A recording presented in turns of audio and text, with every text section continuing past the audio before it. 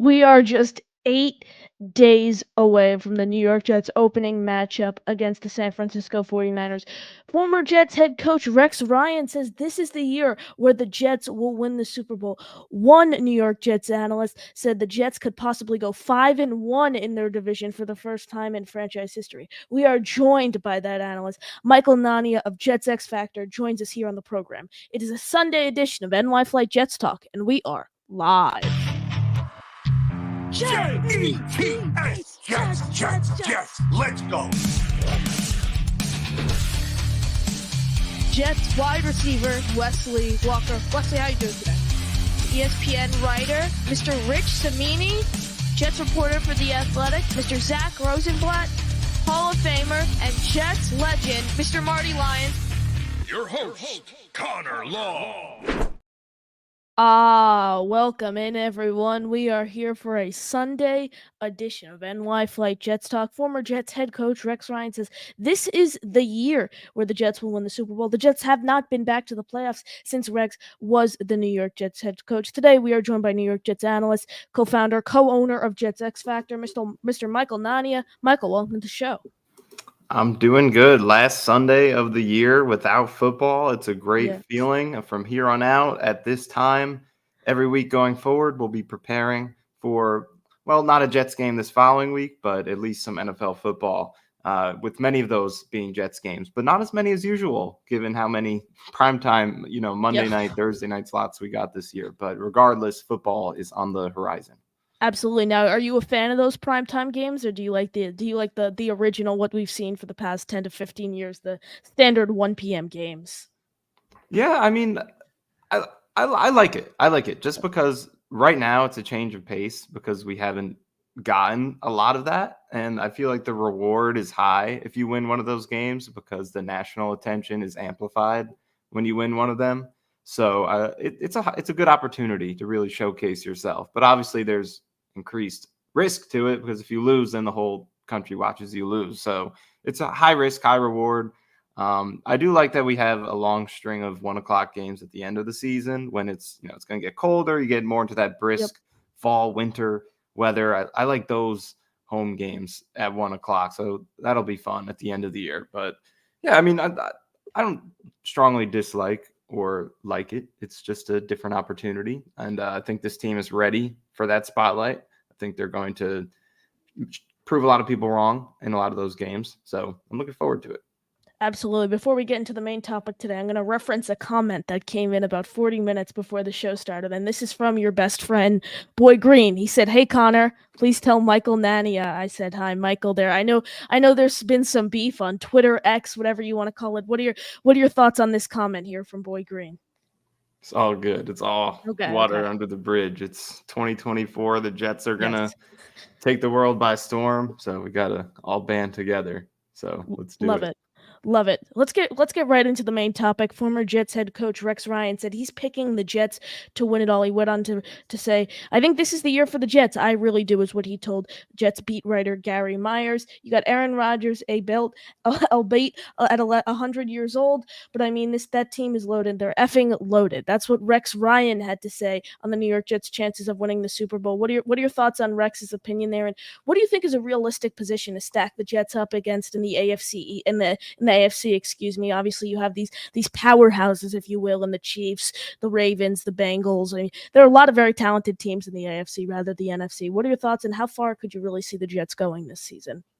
Yeah, well, first on Rex's comments, I think it's cool to see that he's been supportive of this team going into this year because I think since he, finished coaching with Buffalo, he's been a very vocal commenter on the Jets, and that's been in both positive and negative ways. I think when they've struggled, I mean, he was very hard on Robert Saleh last year, a couple years ago, whenever that was. But like, he has not hesitated to criticize this team harshly when they've struggled since, he's been out in the media space. So to see him now being, so positive and optimistic about this team, I think there's value to those comments because we know that he's not just, a Kool-Aid drinker with the Jets. He's not just going to pump everything up because he's a fan. He wants to see them be successful for sure, which I think is great. But, he's, I think, like a lot of fans, not hesitant to be critical if if their performance calls for it. So the fact that he's so optimistic, I think,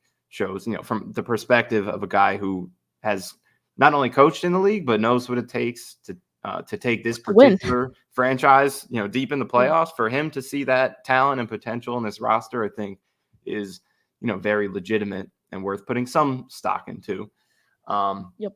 But yeah, in terms of where the Jets stand in the AFC, I think where I would put them is in this second tier of, not necessarily, they're not necessarily second tier in terms of talent, but I would say you have a tier of teams in the AFC who have been there. They've shown that they can get deep. Obviously, I mean, Kansas City's in their own class, but after that, then you have Baltimore, you have Cincinnati, you have Buffalo, teams that have the talent to do it, but they've also shown you that they can get that far. They've all been to AFC championships recently. So I'd keep those teams ahead of the Jets just in the sense that we know they could do it. We still want to see that the Jets can do it. So then after those three, I would say you have the Jets, you have the Texans.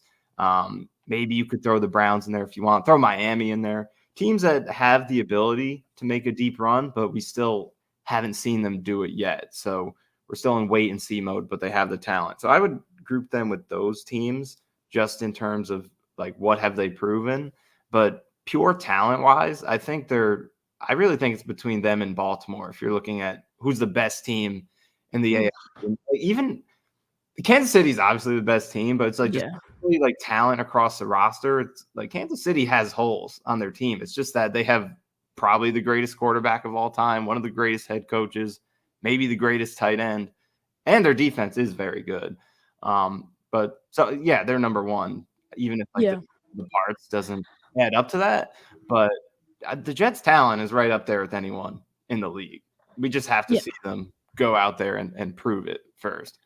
Absolutely. And what I will say about the Chiefs, yes, I've said it time in and time out. They have a very talented roster, but it also, what it boils down to, I think, is they're just such a well-coached team. Like you look at them compared to a team like the Eagles. The Eagles, they have so much talent in their organization. And you look what they did last year, made it to playoffs. They lost in the first round against the Buccaneers after a very, very promising start to the year. So when all's said and done, I think it really boils down to the coaching staff, how the game is played when it comes down to these crunch time moments. That's where I stand. But I wanted to reference an article that you put out for Jets X Factor yesterday, I believe it was.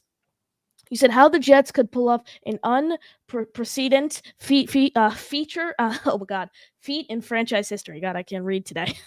You said they could go 5-1 for the first time in franchise history. 5-1 within the division for the first time in franchise history this season. I know you broke down who they would sweep, who they would split with, who would they get swept. You didn't say they got swept by anyone, but how do you think that could possibly happen? Break down your thought process on that. Well, yeah, I mean, the Jets, it was in the news recently that they moved into the favorite position to win the AFC East. I think that was at DraftKings. Some other sports books might not have done it yet, but yeah, we all know they're in position to win this division. They do have a chance to do it, even in one of the stronger divisions in the league with Buffalo and Miami also in there. So yeah, looking at that, I figured like it's important for you to win those division games. And that's something the Jets have not been good at. They have the third worst division record in the league since 2002 when they realigned the divisions, made it 4 divisions in each conference. And since then, they've never gone better than 4-2 in a season within their own division. And the Browns are the only other team that have failed to do that. Everyone else has gone at least 5-1, at least one time in their division. And the Jets haven't done that. And, it's going to be tough with those 2 playoff competitors in your division, but why not now to break that mold and do this for the first time since the divisions were realigned? Now's a better time than ever to do some of these things that the Jets have either never done or haven't done in a long time with the talent that they have, the quarterback that they have. So I think realistically, you're hoping to get 4-2 in the division because, you would like to sweep New England. And if you could split with the other 2 teams, you take that. Then hopefully you could clean up in the rest of your games, win 11 and 12 games, and hopefully that's enough. So I think that's the realistic bar. But, I was just looking back through the history, and it was surprising to see that they've never done the 5 division wins in a season over the past 2 decades. And I figured, why not do that this year? Because you look at New England. You should sweep them. Anything can happen in this league. especially against their division. We know that. But the Jets should sweep the Patriots. That's the expectation. And you look Absolutely. at Buffalo, and they already split with them the last 2 years with Zach Wilson playing all 4 of those games. Well, he definitely played both of the wins. Yes, he played both the ones. Mike White played the one in 2022. But yeah, both the wins with Zach Wilson, both at home. So you figure, like, obviously it's not guaranteed, but you've shown you could beat them at home. Now you have Aaron Rodgers. Hopefully you can do that again. And plus, Stephon Diggs, the only guy who gave them problems really in those 2 games on the Buffalo side, he's not there anymore. So you subtract him, you add Rodgers, you've already won the 2 home games. You should be able to take that. Then you go into Buffalo. Aaron Rodgers is used to playing in those elements in late December. And the Jets played the Bills closely there 2 years ago with Mike White. Last year they got blown out. But, they've been there with them in those games. They just need the quarterback and the ball security and the run game to put them over the top. Breece Hall and Elijah Vera-Tucker did not play in either of the last 2 games in Buffalo. Why can't you go in there and win that Buffalo game in December and sweep them? And that gives you 4 wins right there. And then from that point, you just got to split with the Dolphins. I think that will be the hardest team to sweep between the 3. The Jets have had trouble with them defensively. Last year, the previous year, Skylar Thompson played both the games. You can't really evaluate it, but Tua played those 2 games last year. He completed almost 80% of his passes. He was throwing for almost 9 yards an attempt. He played really well. They had trouble with him. But the Jets don't have to shut teams down to win games anymore. Yes. They have the offense to win shootouts, which is something they haven't been able to do in recent years. The only way they could win is if they dominated defensively and the offense was just good enough to clear that bar. But now, the defense can have an off game against Tyreek Hill and Jalen Waddle, give up 30 points, and you could still win with Aaron Rodgers, Garrett Wilson, all these weapons that you have. And Miami's defense is not great. I mean, they were 22nd in points allowed last year. They lost Christian Wilkins, especially on the road. They gave up almost 30 points a game. So looking at that Week 18 game at MetLife, which could be for the division crown, could be for a playoff spot, who knows?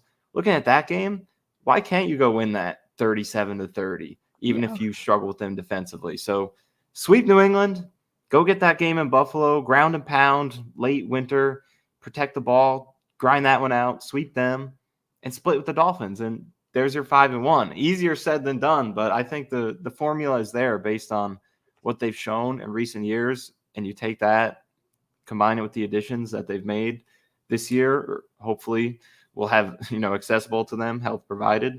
And I think there's a path to do it. They don't necessarily have to win the division, but if they do, they'd obviously be in a tremendous position to seal the deal with the division.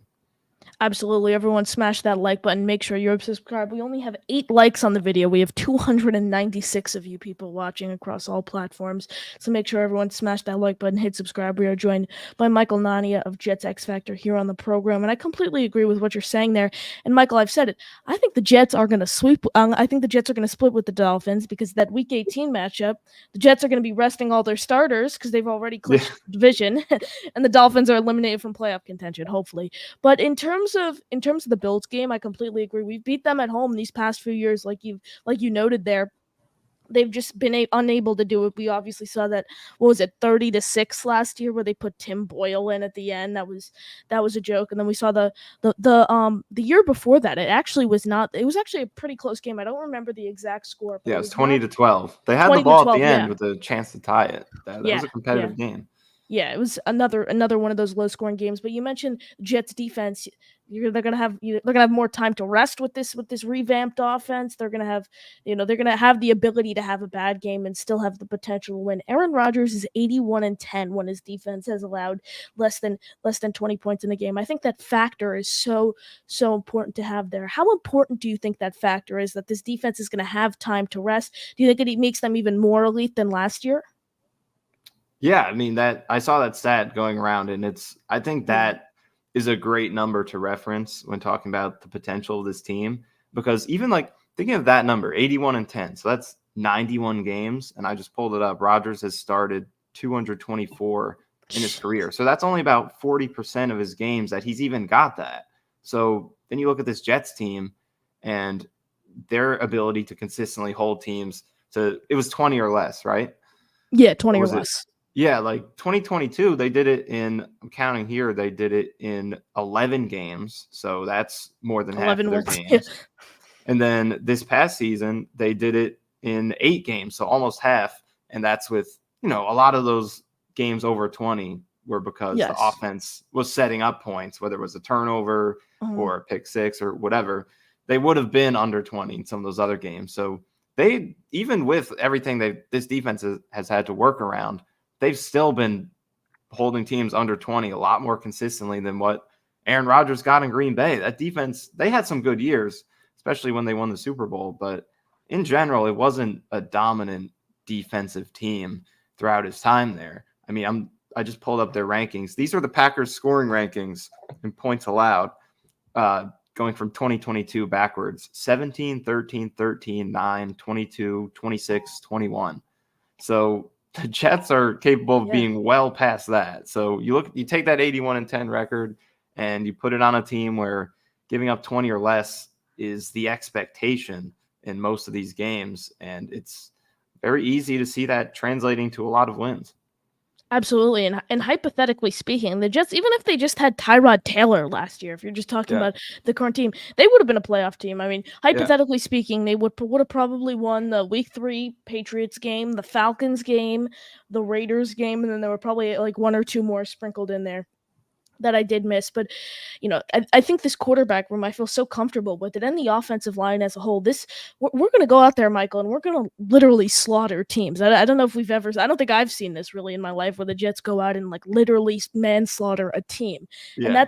that's the hope for this Jets roster in 2024. And I think there's a really good chance they go out and do it some games this year. But I'm going to pull up a clip. Rich Cimini appeared on Will Parkinson's podcast, Turn on the Jets, and he provided a positive update on the Hassan Reddick situation. Let's listen to what Cimini had to say. I know it looks bleak right now.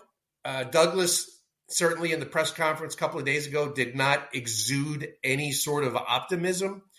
However, I do think people there are clinging to some hope that something that he comes in on Monday or Tuesday. I don't think they have abandoned all hope. We know the NFL is a deadline business. Things don't move until it's crunch time. I think Monday, Tuesday, Wednesday, that would be crunch time.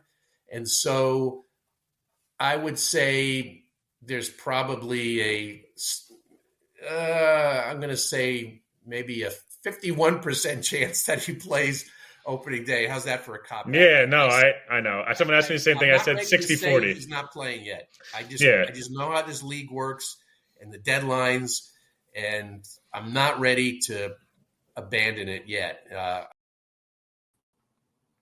That's what ESPN's Rich Cimini had to say on Hassan Reddick's holdout. Excuse me. The Jets, like I mentioned earlier on the show, just 8 days away from their opening matchup against the San Francisco 49ers. And hey, Reddick has not reported yet. Michael, when do you think is a proper timetable for Reddick to report? Yeah, I mean, the whole read on this situation for me has been just the kind of idea of the logical solution versus what we've seen, because logically it is hard to figure that he's taken it this far, and B, might take it into the regular season because he's losing money. He's not proving himself to earn the deal that he thinks he's worth. So it just does not make a lot of sense from his perspective to have taken it this far. But he's done it anyway. So, is he just going to take it into the regular season, even if it doesn't make sense? Can't rule it out, which is why I think, Cimini has pegged it at that 51-49, because there's no reason for it to still be going on. So why won't it continue going? But looking at it logically, and, as Cimini pointed out, there is that hard deadline in terms of the next 2 days, Monday to Tuesday, to where, he could show up, have the full week of practice for the first game, put it all behind him. And he lost some money through the fines in camp and all that, but he could still make his salary this year, potentially, have a restructure with the Jets that boosts the guarantees, his incentives, whatever, and then go play a full season and prove himself to earn a contract next year. There's still a couple days to do that. And like he said, the deadlines do tend to force things, just like we saw Ayuk recently sign his deal ahead of the 49ers practice. A lot of times guys will just take it down to the wire, squeeze every last second that they can, try to put as much pressure as possible, and then cave in at the last second. So that is still possible, and logically that is what should happen, and I still would predict that's going to happen because I just do not get what him and his camp are going for by pushing it beyond that. But they've taken it this far, so you can't rule it out. So I would say 50-50 is definitely a good place to put it. And let's say he reports this week and he's ready to go week 1. When do you think he really comes in? Because he's missed all this training camp, all the workouts. He doesn't know his teammates. He does not have a playbook. What week would you say is like another proper timetable for him to really become a focal point of this Jets defense, which we know he can? Yeah, I would say maybe there's a game or two in which his snaps are a little bit diminished compared to what they want him to be at. Because, he has, like you said, he hasn't been there, hasn't acclimated. But I do think if there's any position on this team where missing time is less detrimental, it's at the defensive line, especially for a veteran who's going to be 30 years old this month. So, yeah, especially in this scheme, like they are not going to ask him to drop into coverage. They're not going to ask him to do a whole lot of complex assignments. The whole gist of this scheme is let the defensive linemen just explode up the field and do their thing. And I think that's a big appeal for him in this defense because as a former off-ball linebacker, his last few teams still asked him to drop quite often. And that's just taking pass rush opportunities away from him. And in this game, that's not going to happen. It's just when he's out there, he's going to go rush the quarterback. So I do think it's a fairly simple role that shouldn't require too much acclimation, but it does still matter. So I would say if he were to show up this week, maybe he plays, 40% of the snaps, something like that. And then over the next few games, they work him up to whatever they want him to be at, whether that's high 50s, 60, whatever. So I would say there would be a slight ramp up, but nothing severe. You mentioned that the Eagles kind of using him as an off-ball linebacker. I think the hope for him in the Jets organization is to be a straight pass rusher. I've never seen a straight pass rusher in my life as a Jet fan, but I know that the last full-on straight pass rusher the Jets had was John Abram, and he was great with the Jets. Another hypothetical. Reddick reports. Who do you think has to who do you think gets cut as they're rolling with 11 defensive linemen right now? Who do you think's the odd man out of this group? I think it's Eric Watts. I mean, he was the surprising inclusion because McGregor and McKinley played their way onto the team, and Watts was kind of the favorite of these three before the game started being played, just because, play style wise, it seemed like he was he could potentially push Michael Clemens, but he didn't show too much in the preseason. The other two were fantastic, so I would guess that it's him. Yeah, that would be my guess. Staying with the topic of the defensive line, are you concerned with the Jets' run defense going into 2024? I would put it this way. This is how I've talked about it throughout the offseason. I would say I do think that there's a chance that it's not amazing, but I also don't think that concerns me because they have enough in other spots defensively with their pass coverage, their pass rush, their tackling, just in general. Their coaching, they have enough in different spots to make up for that. But I mean, their run defense already wasn't great last year. They're 11th in yards per carry allowed. So maybe they drop a couple spots without John Franklin Myers here, but there are also ways they can improve. Jordan Whitehead missed a ton of tackles. You're replacing him with Chuck Clark, who's a much better tackler. In addition to that, Jermaine Johnson could take another leap and improve even further. So Hassan Reddick is a decent run defender if he's out there. So I don't think it's going to be a great run defense, but I don't think it'll be anything catastrophic. And the Jets added some new. They did lose John Franklin Myers, but they added some new pieces in the interior. Lecky Fotu. They added Javon Kinlaw, who's expected to step into an increased role as a starter for the Jets this season. Solomon Thomas, 6 sacks last year. Somehow he was fine against the run. He wasn't ideal, but he was great against the pass, recorded 6 sacks. I don't understand all this slander, Michael. Have you been seeing the Solomon Thomas slander? And what are your thoughts on Thomas entering the 2024 season? What does his role look like behind players like Kinlaw and Quinnen?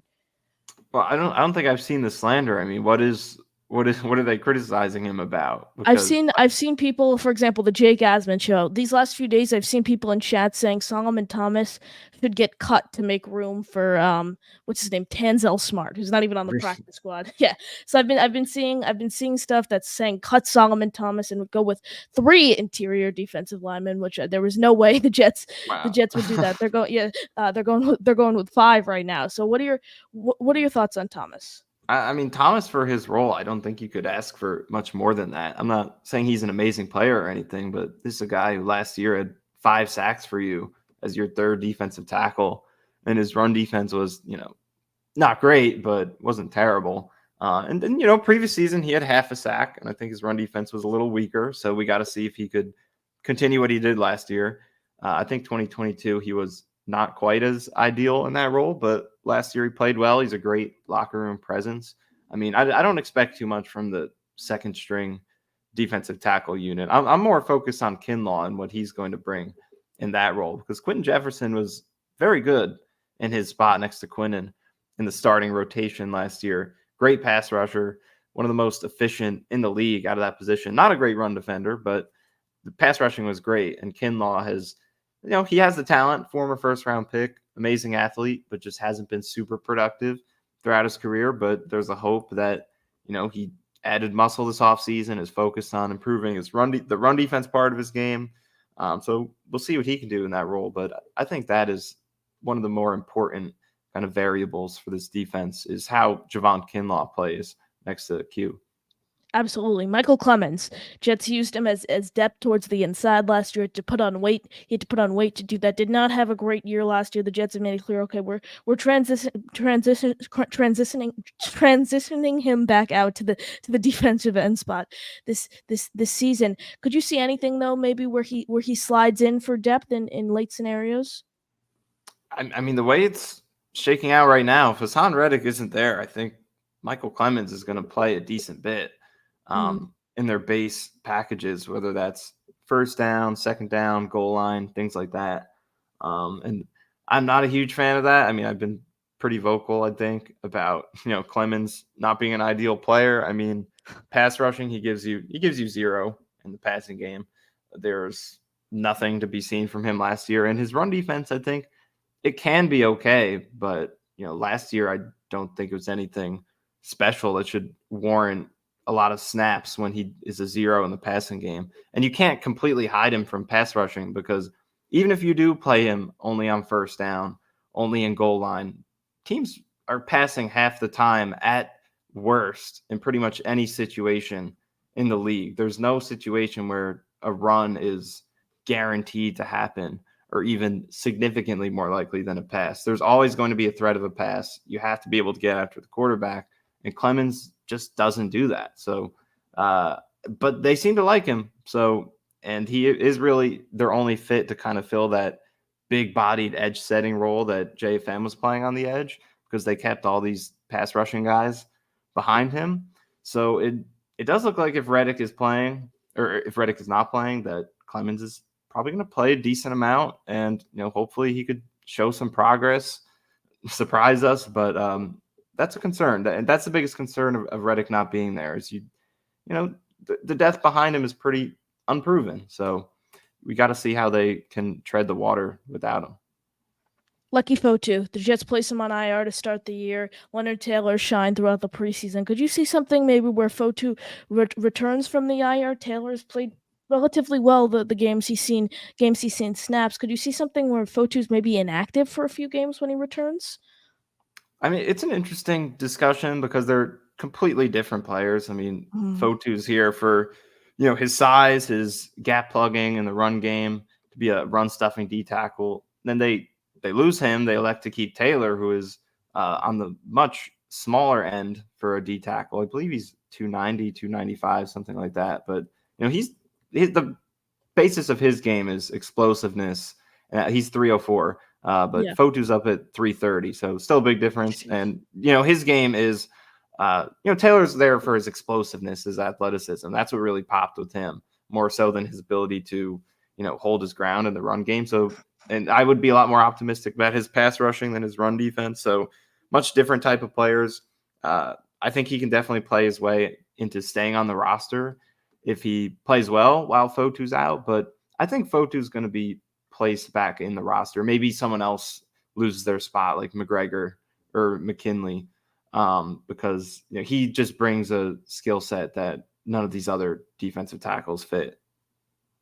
Yeah, absolutely. We saw his, the pass deflections last year. We saw a couple, forced fumbles out of Fotu these past few seasons. But Michael, I really appreciate you joining me here on the program. Well, final question I ask all my guests I have on: for dinner guests, anyone in the world, dead or alive, who are you taking? Does it have to be Jets players, or it could be No, anybody? anyone in the world, dead or alive. Anybody? Could be a family member. It could be someone in sports. It could be anything.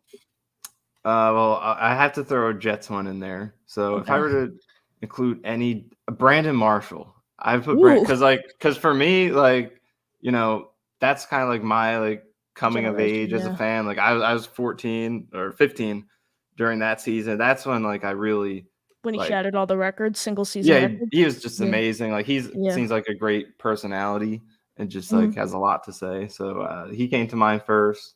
Carmelo Anthony, I'd throw him in there too. That's another. He's like my original sports superstar. Like when I really started becoming a passionate sports fan, like the Knicks trade for him pretty soon after, and that was just mesmerizing to me to see that. So I would add him. J. Cole, my favorite rapper. I would throw him in there. I would definitely pick his brain. My favorite musical artist in general. So those three. What else would I put on top of that?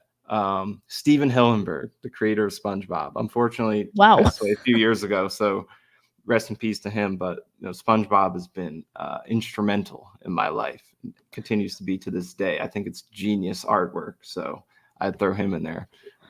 Michael, love it. Appreciate you joining me here. You got any final thoughts? I'm ready for football. I'm ready. It's been a long, arduous off season. I feel like it's felt longer than most. There's been a lot of reacting to lists by people and making your own lists and just all the pointless stuff that the off season brings. But now it really matters, and the Jets are poised to be as dominant as they potentially have ever been. I mean, this team just has so much. It's so talented. There's so many great players in this team, and I can't wait. They're going to be healthy. They're going to be great, and it's going to be fun. Take that home with you.